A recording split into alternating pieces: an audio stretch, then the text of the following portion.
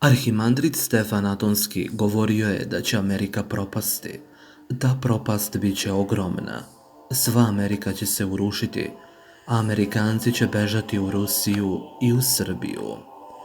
Prozorljivost ili dar proroštva kao fenomen, odnosno dar Božji, prisutan je u pravoslavnoj crkvi od njenog nastanka do danas. Nekada je ova prozorljivost takva da sveti ljudi mogu da vide duše, a ponekad svetitelji mogu da vide i buduće svetske događaje i društvene tokove.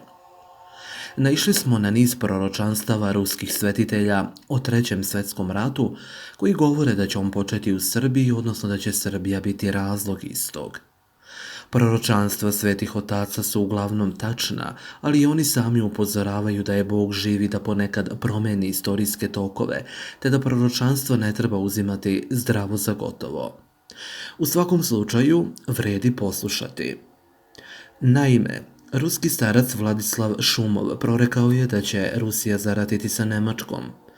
Rat sa Nemačkom počeće opet preko Srbije, govorio je starac Vladislav. On je također rekao da će sve biti u ognju, veliki ruski gradovi također, ali da Rusija neće stradati u ognju.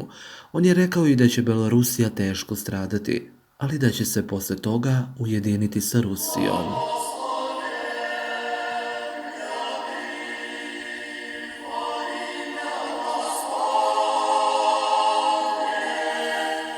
Rekao je i da će Turci ratovati sa Grčkom, te da će Rusija pomagati Grčkoj. Arhimandrit Stefan Atonski govorio je da će Amerika propasti. Ta propast bit će ogromna, sva Amerika će se urušiti. Amerikanci će bežati u Srbiju i Rusiju. Starac Matfej Vresvenski je u svojim proročanstvima govorio da će razlog Trećeg svjetskog rata biti tako poznat, odnosno već viđen, a to je Srbija. Milijarde ljudi stradaće u ratu novog svetskog poretka protiv Rusije, govorio je ovaj starac. Treći svjetski rat počeće u Jugoslaviji, govorio je on. Ovo posljednje proročanstvo koje navodimo je interesantno jer mnogi analitičari smatraju da rat iz Jugoslavije jeste upravo isti rat koji se preko Kosova i Metohije vodi danas i u Ukrajini. Nedavno je i rimski papa Francisko nešto slično rekao, govoreći da je Treći svjetski rat u toku i da se on odvija tiho kroz konflikte manjeg obima.